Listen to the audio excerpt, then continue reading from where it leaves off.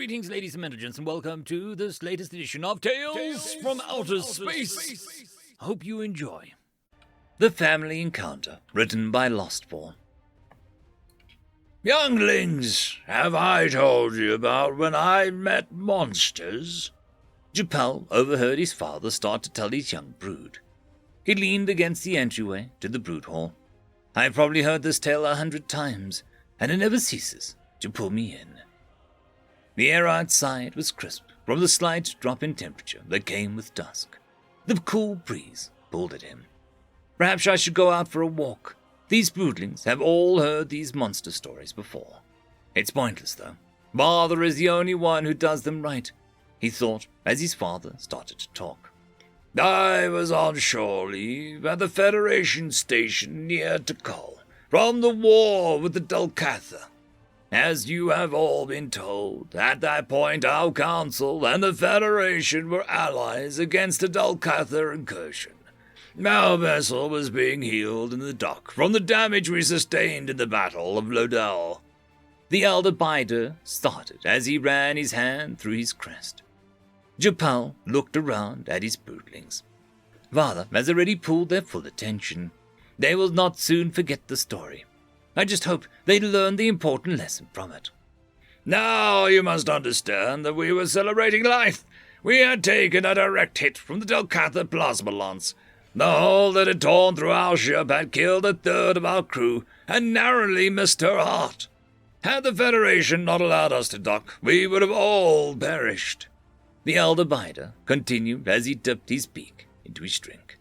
The ship coming into dock caught our attention. It was a Federation ship, but not a design we had seen before.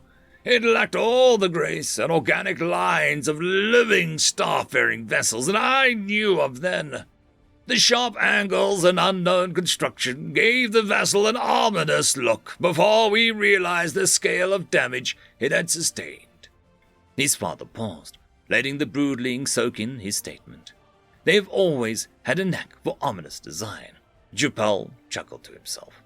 As the ship maneuvered into its heating bay, we could see clear through it in places.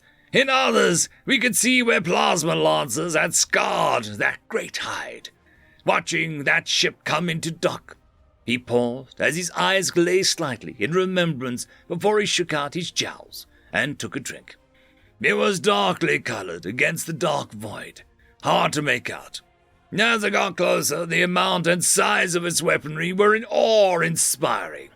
I cannot convey the wrongness and ominousness of the ship. Among the living ships, it had to be the most fearsome I had ever seen. To this day, I cannot imagine how any creature could naturally be shaped into that dangerous creature we saw. We knew we shouldn't, but we had to run to the docking bay to get a glimpse of the creatures that live in such a monster. We were far from the only ones. Even as the ship docked, those of us in the bay watched in wonder as only the barest of docking equipment was used.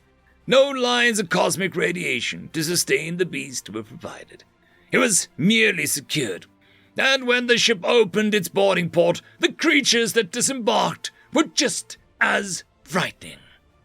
The elder Bider took a minute, still lost in his thoughts as he took another drink. One of the broodlings broke his revive with the question, "What are they?" it squeaked. Japal watched his father chuckle, returning to his story. They were humans. It was the first time I'd ever encountered them. From the murmur, Japal could tell the broodlings had been paying attention to their lessons. Amidst their mutterings, he could make out all other names: world enders, star eaters, machine gods, and beast masters being amongst the most common. It's a shame how everyone had become aware of them, Japal thought. Now, little ones, enough with the names, the elder Bider said with more firmness in his voice and a slight gleam in his eyes. While humans have done much to earn those names, remember, they were never the aggressors. In all cases, some hit them first. They had entered this conflict after the bombing of one of their planets in a system they called Proxima Centauri. At this, the broodlings quieted back down, Japal noted proudly. They are eager for the story to continue. I still remember father's tales of the later battles in the war where the humans would arrive with thousands of the ships against a few hundred of the Dulcatha could field. None of us could fathom how they raised so many so quickly. Spacefaring ships take centuries to mature. Most attributed it to the human Dyson Sphere projects in the uninhabited systems in their control. It was well known by then that they could encapsulate and consume these lost stars while harvesting the material around them. The fact that they were creating intelligent life machines would have frightened us far more.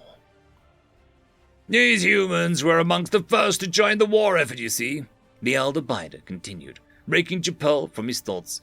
Their exosuits were forged for ground combat, even on a space vessel, unlike our own crafted to protect us from the unforgiving void. More shocking than the beings, though, were what was with them. Both beast and machine followed those beings as they disembarked. In that first sight, I struggled to tell where one began and another ended. The elder Bida was now leaning forward in his seat, holding entire brood's rapt attention. Japel's hand slipped to his thigh, rubbing a phantom itch. Humans utilize intelligent machines in a way few other races will ever comprehend, you see. When a Bida like us loses a limb, we are retired and count on our brood to take care of us. Humans, though, they come from what must be an unforgiving and cruel world. They graft machines on to keep going. They did this to their companions as well. Have you heard of the human creature known as a K9?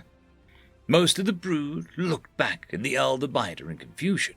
Japal took in the crowd with the thought, well, it appears the details of human war techniques are left out of most of the lessons. They know the human ground forces utilize beasts, but it appears they have not yet been shown the videos. Definitely a smart move. No one needs a nightmare of carnivores tearing apart human foes. It's far from the only companion the humans have, but I saw my first one there. It followed a human as though it was its sire. The old Bida let her hang over the brood for a moment, basking in the strange looks.